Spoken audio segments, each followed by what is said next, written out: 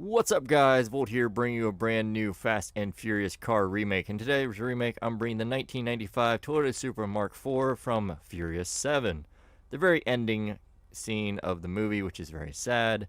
And the main reason I'm bringing you this is not only because it is in Furious 7, but it's also Paul Walker's personally owned Toyota Supra that he had.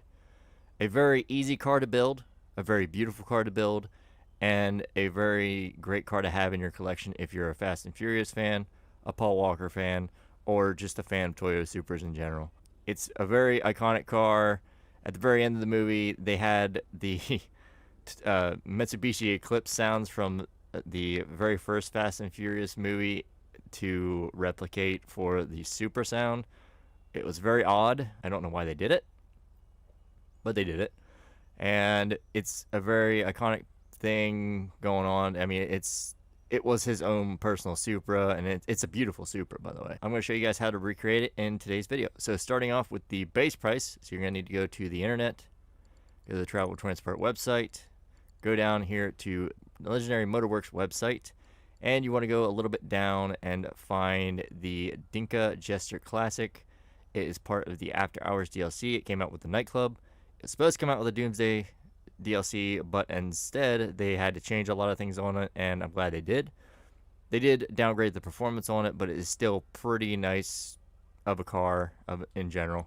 The Dinka Jester Classic is going to be costing you $790,000. Once you have your car purchased, I would recommend not getting it in white, by the way. Once you have it purchased, then we head down and we customize the beautiful car, the stunning car, the remembrance car of Paul Walker. And as you see, the Dinka Jester Classic is in the sports category. It used to be in the sports classic category, but it's no longer in that category. So as I go over in all my videos, I go over the overall look, the visual appearance, and the basic design of the car and how it's portrayed in the movie and or game itself. Anything else is completely up to you, but I would pretty much keep all this stuff stapled if you want to get as close to Paul Walker's Supra as you can. So without further ado, let's get into the build.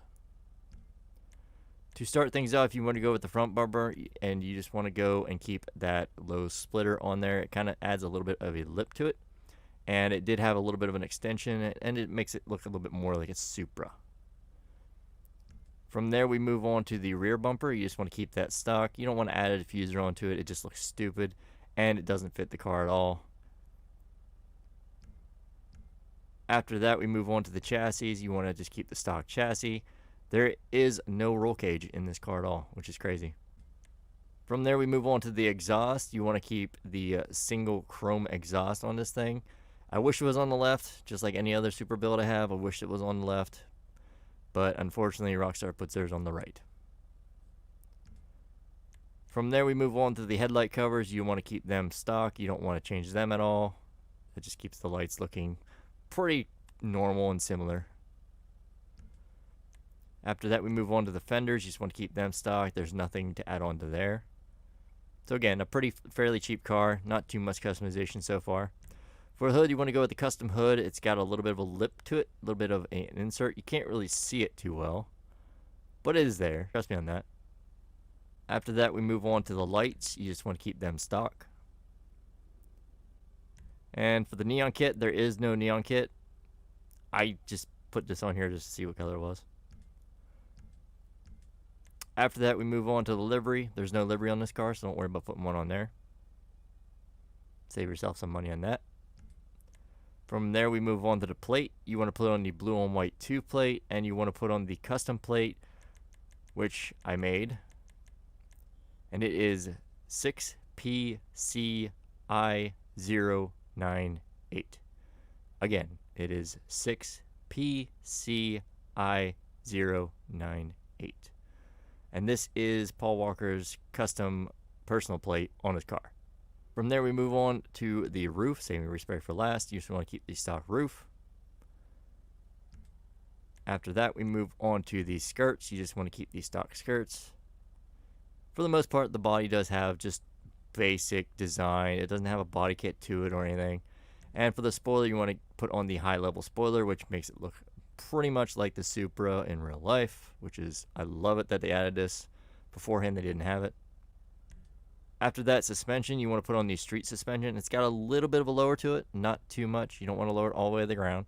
So I just put on the street suspension for it.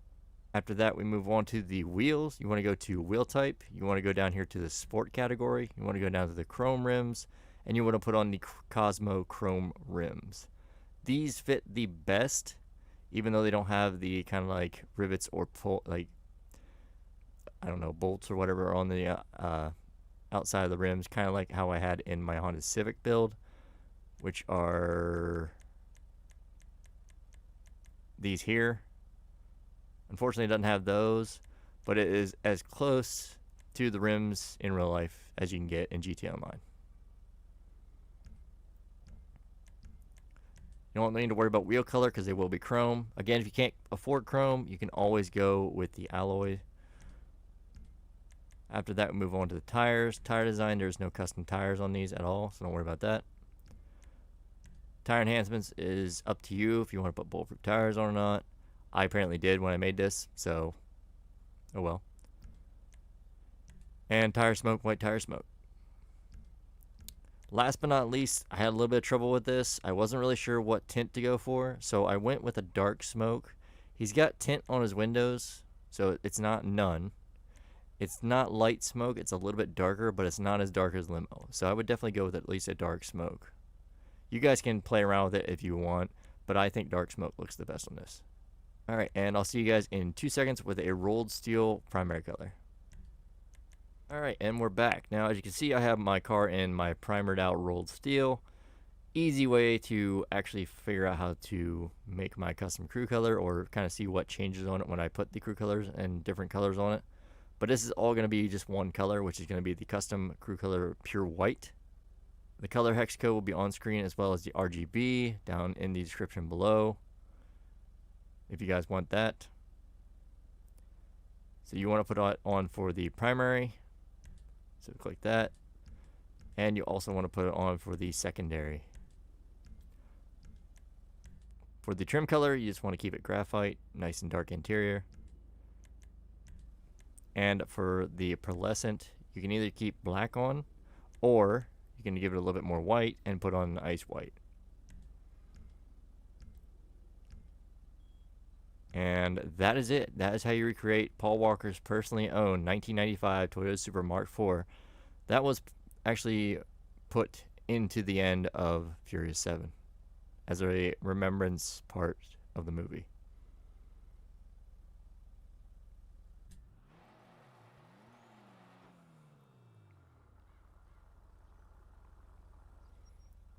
And I have to say, out of all the Supras I own, this is probably one of my favorites. Wow, look at all this stuff coming out right now. This is one of my personal favorites. It's literally, it means a lot. Like, it is a beautiful car. Paul always knew how to design cars. He was a big collector of cars and everything. And yeah, it's really nice. I really enjoy this car. This and my orange Supras are my two favorites. So yeah, guys, I think that's going to wrap up today's video. If you guys did enjoy, don't forget to smash like, subscribe if you're new, follow me on Twitch down in the description below. Join the crew, it's free, and the crew color will be on here for a while.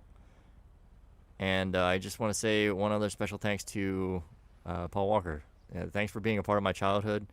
Really influenced me, making me love cars, making some great movies overall, not just the Fast and Furious franchise, but other ones too. And really being, influencing pretty much my life in general. So thank you very much, Paul.